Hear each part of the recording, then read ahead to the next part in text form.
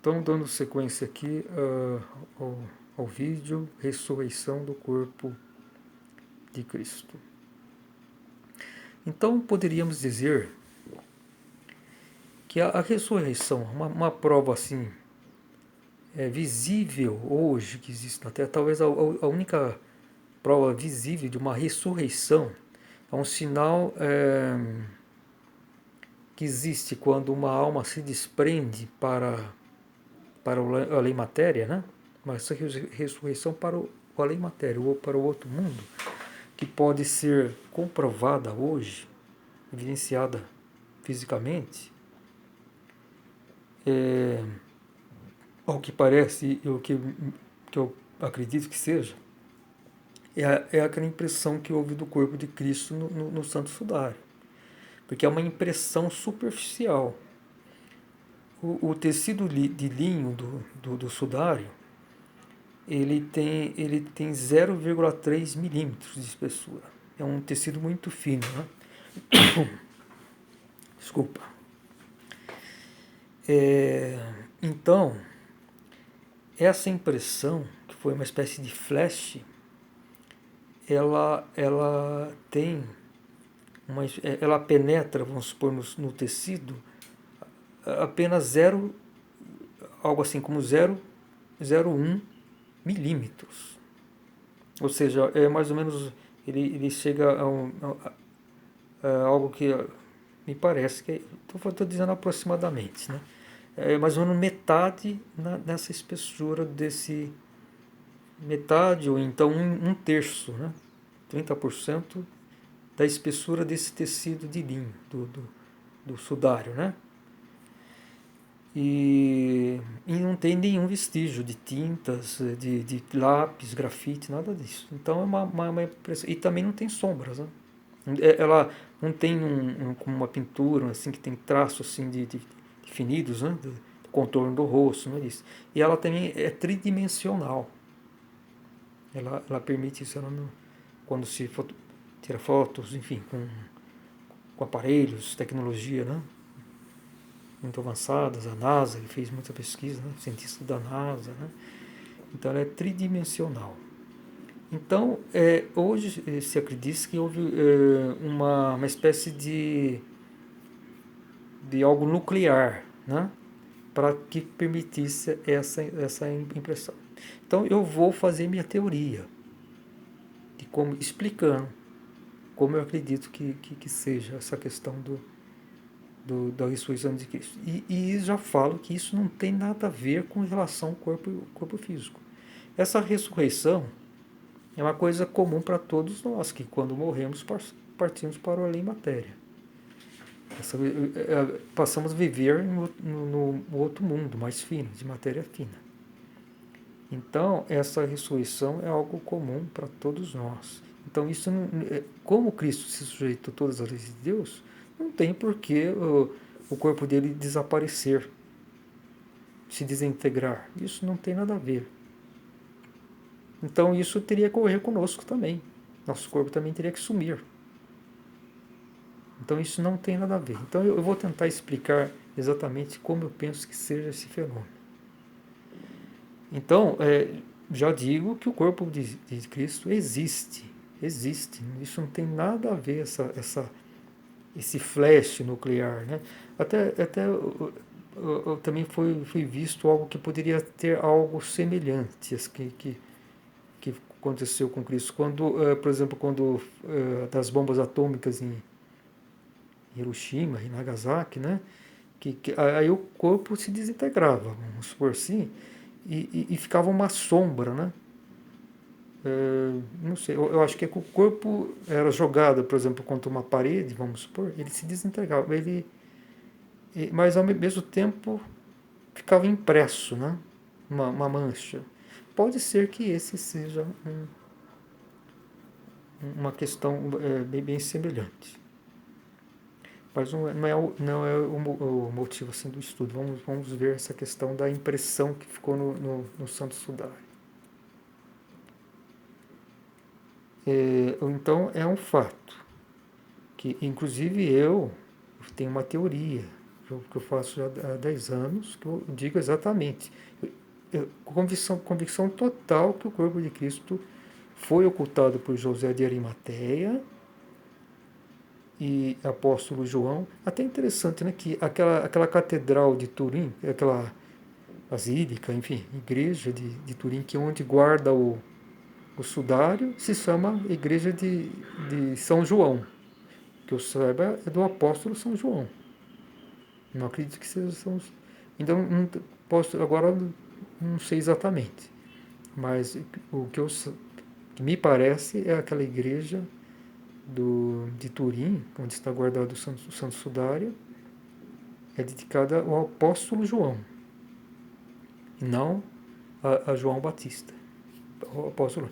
E foi o apóstolo João que, justamente com José de Arimateia, que ocultou o corpo de Cristo, a pedido de Maria de Nazaré.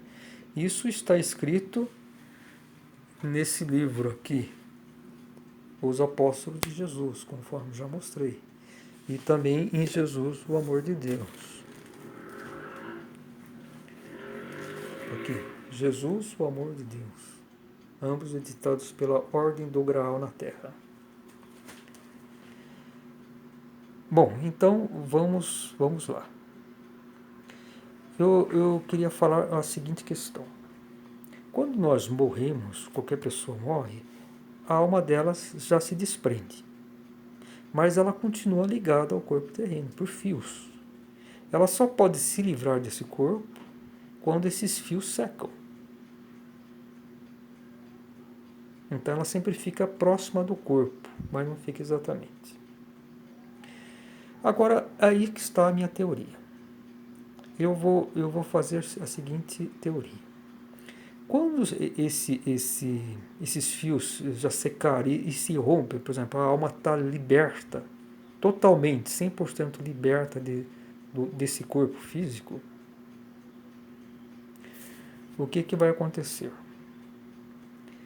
Ela vai irradiar mais. Isso, naturalmente, quanto mais a pessoa for ligada à luz, isso vai irradiar mais. Se a pessoa está naturalmente muito presa a pecados, a terrenalidade, ela vai ficar mais densa, vai irradiar menos. Mas mesmo assim, ela de qualquer forma, ela demorou mais a se libertar do seu corpo físico, porque esses fios estão mais densos, né? Mas mesmo assim, acho que pode ser até alguns dias, não sei, 3, 4 dias, ela vai se libertar. Agora, uma alma que já está leve, uma alma que está livre, né? Ela se liberta, acho que em 24 horas, em 30 horas, ela consegue se libertar totalmente, esses fios secar. Então aí está a minha teoria. Toda pessoa que desencarna, ela não fica dentro do corpo físico, não fica, porque ela fica observando o corpo, ela fica livre, né? Fica uma certa distância. Agora, quando se rompe, se seca esses fios, vamos dizer assim, ela dá um flash. Isso é é a minha teoria. Por quê? Porque ela não está mais assim, mesmo que seja uma coisa mínima, jogando energia assim para esse corpo físico. Então há uma espécie como se uma luz acendesse, vamos supor, uma irradiação maior nessa alma. Agora, nas mortes, a pessoa não está dentro do corpo dela, assim, físico, quando há esse desprendimento. Vamos supor, quando há esses últimos fios secam, né, que há essa libertação, ela não está, ao mesmo tempo, dentro do corpo físico. Ela está do lado, está com uma certa distância.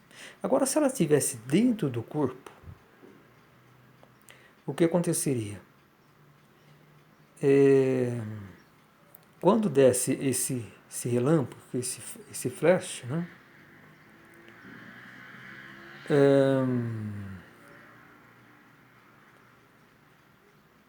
Pode ser que acenderia uma espécie de luz, desprenderia algum tipo de calor nesse, nesse residual, vamos dizer assim, que ficaria manifesto nesse corpo físico. É uma questão dessa forma. Agora, como essa alma já está do lado do corpo, a uma certa distância, ele fica invisível. Ninguém vê. Então, essa é a minha teoria. Vamos supor que uma alma, de qualquer ser humano, vamos supor que um ser humano que se desprendeu, assim, não tem pecados, enfim, ele é uma alma luminosa que em 24 horas, 30 horas, ela se liberta desse corpo físico, secou esses fios que ligavam a alma ao corpo físico. Então, vamos ver a questão, que mesmo qualquer morte terrena, esses fios não são destruídos imediatamente. Que há essa ligação de fios entre a alma e o corpo físico. Agora, vamos supor que um caso de um espírito humano que não tem essa densificação, não tá preso, enfim, vai ter um passamento para o além-matéria, uma ressurreição normal, como seria desejado para todos nós, né?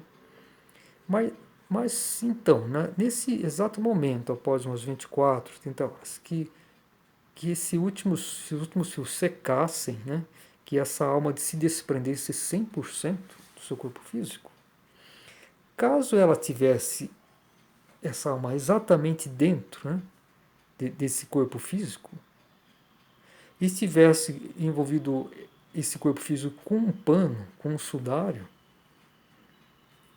haveria essa espécie de luz maior, uma espécie de flash, seria registrado nesse lençol.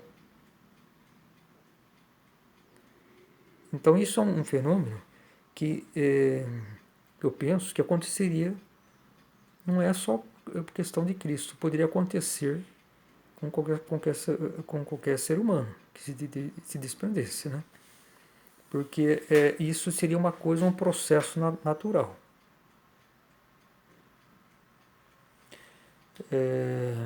Então, vamos partir para essa questão. Agora, no caso de Cristo, por que ele ficou dentro do corpo? Porque foi desejado, ele desejou que ficasse a impressão.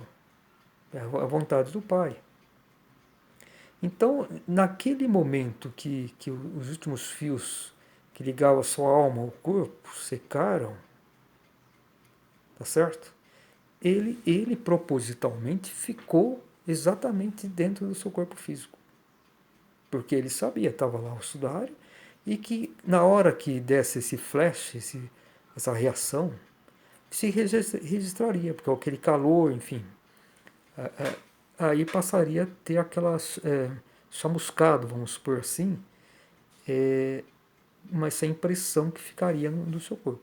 Então isso é completamente independente do corpo físico. O corpo físico continuou lá da mesma forma.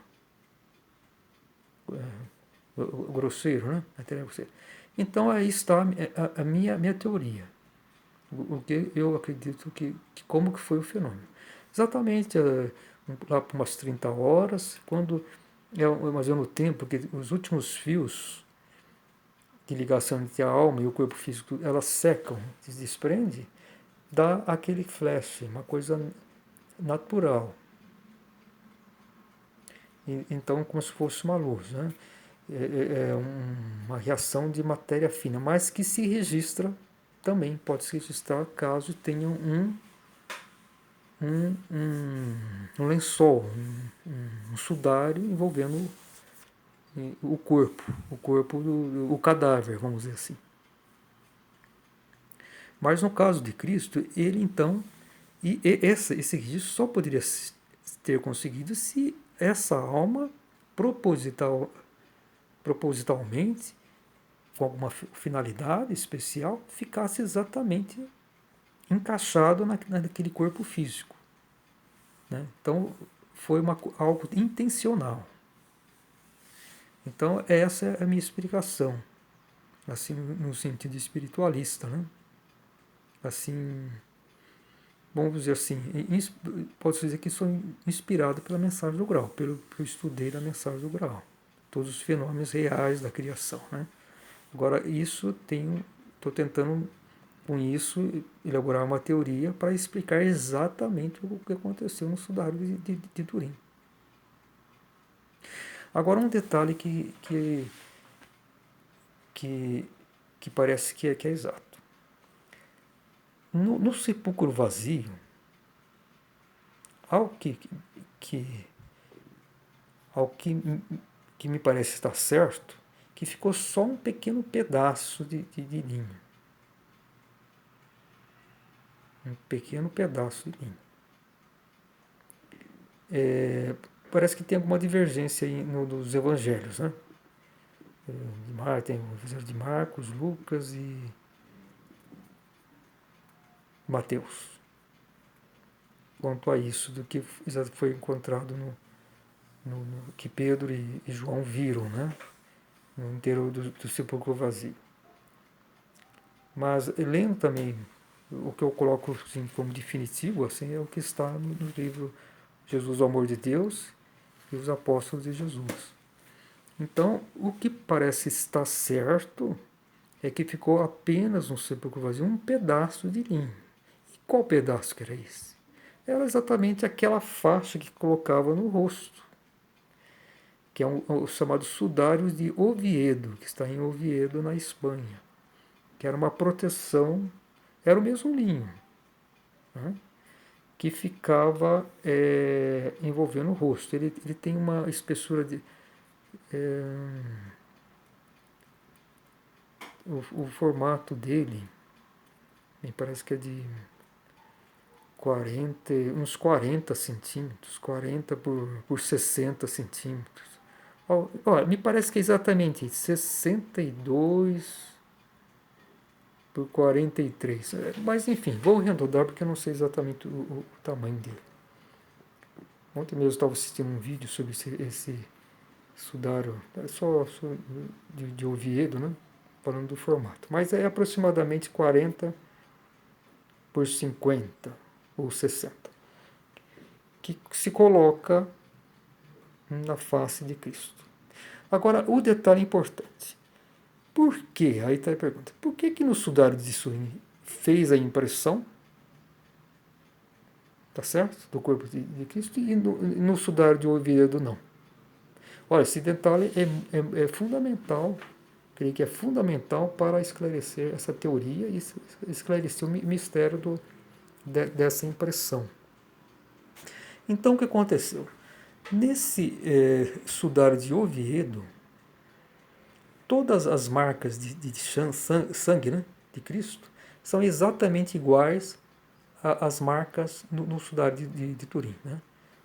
As marcas dos pregos, enfim, sangue, as batidas, né, os machucados no rosto, né? Exatamente iguais. Mas não tem nenhuma impressão. Então, aí eu vou esclarecer por quê. Agora, mais um detalhe. Qual essa faixa, o que? Até uma coisa bem interessante, né? Recentemente diz que foi descoberto que colocaram flores no rosto de Cristo. Algumas flores. Até fiz uma postagem aí na minha página do Facebook, né? Antônio César Domingues Zedo. Fiz uma postagem ontem, né? De uma pesquisa de um botânico israelense. Um livro até recente, né? Quem desejar acessa a minha página, que tem uma publicação de ontem. Bom, mas deixa eu até ver se eu tenho o nome do livro, porque eu estou gravando esse vídeo e pode ser que outras pessoas se interessem, né? Deixa eu ver aqui. Eu registrei o nome do autor desse livro, que ele é um autor israelense, que ele estuda o sudário, né? O nome do livro é Flores e Plantas do Santo Sudário. Esse livro está em português, né? Então já foi traduzido. Flores e plantas do Santo Sudário. O autor israelense Avinoam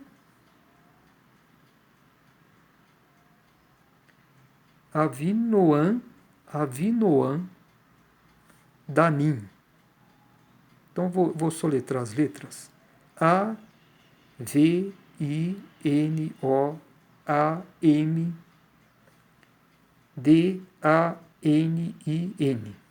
Avinoam Danim. Flores e plantas do Santo Sudário. Então, foi, não sei se ele que descobriu, talvez houve algumas outras, certamente já houve outras verificações que haviam pólens de flores, enfim, no Sudário de Turim. Mas foi mostrado que no rosto de Cristo colocaram flores antes de colocar o Sudário. E também tem moedas. Foi colocado 2 moedas assim, em cima, né? Não sei como isso também isso já foi comprovado. Isso foi um estudioso americano. Foi parece que numa universidade de Chicago que se comprovou também, colocou 2 moedas. Mas então essa questão das flores é uma coisa nova, né? E mostrou exatamente o tipo de flor que tinha, né? Que era lá daquela época que florescia lá e lá de Israel, né? Daquela região de Israel. E também esse autor aqui israelense estava falando exatamente do tipo de coroa de espinho, né? Que foi colocado no, no, no Cristo, né? A coroa de espinho pelos romanos, né? Que colocaram. E isso, possivelmente,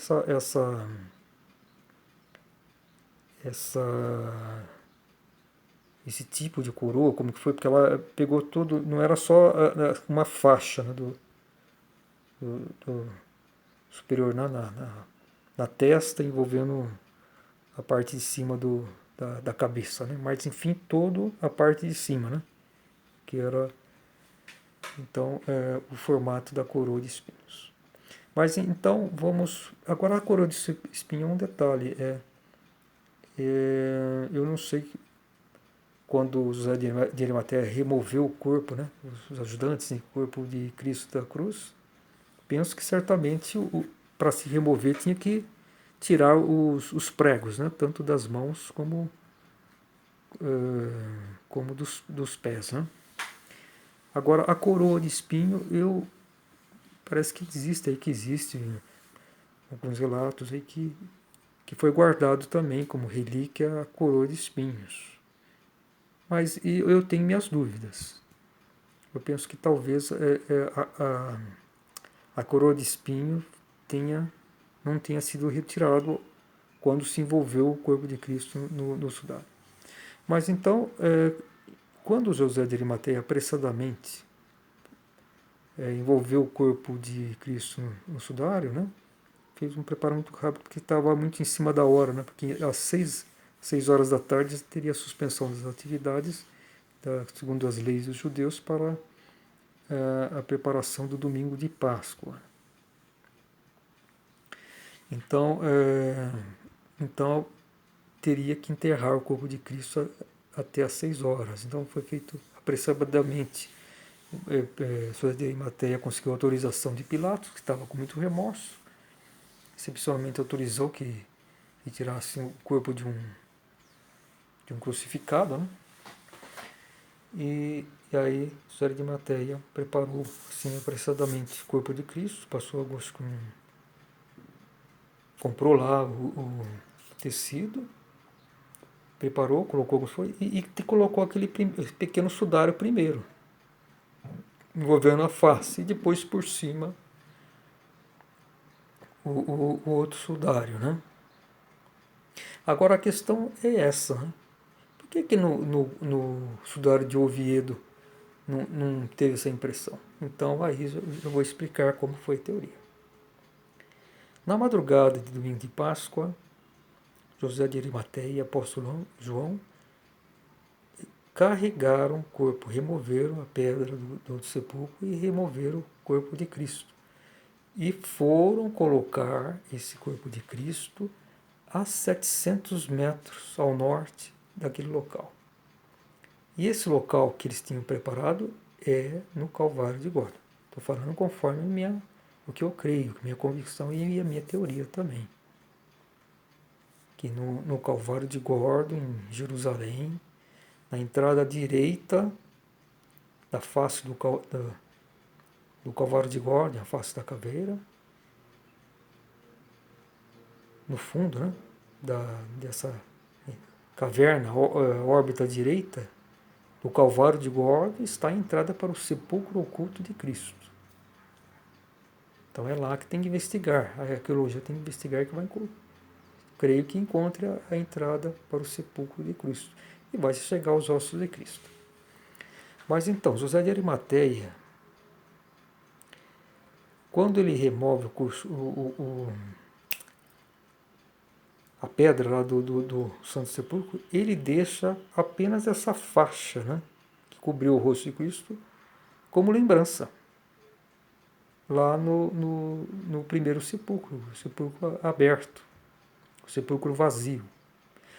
E carrega, ele e João Evangelista, carregam o corpo de Cristo até esse local que hoje é conhecido como Calvário de Gólgota, um aglomerado rochoso, que fica a uns 700 metros ao norte do Gólgota, né, onde é a igreja do Santo Sepulcro. Então ele carrega uns 700 metros ao norte, o corpo de Cristo, ele e o apóstolo João, carregam envolvido no sudário. É essa a questão fundamental. E quando eles já chegaram lá, no local preparado, lá nesse aglomerado rochoso, que hoje é conhecido como Calvário de Gólgota, eles preparam novamente o corpo de Cristo. Eles vão preparar novamente o corpo de Cristo sem pressa, conforme as prescrições, enfim. Então, o que acontece? Aí está a minha teoria. Quando eles chegam com o corpo de Cristo nesse local,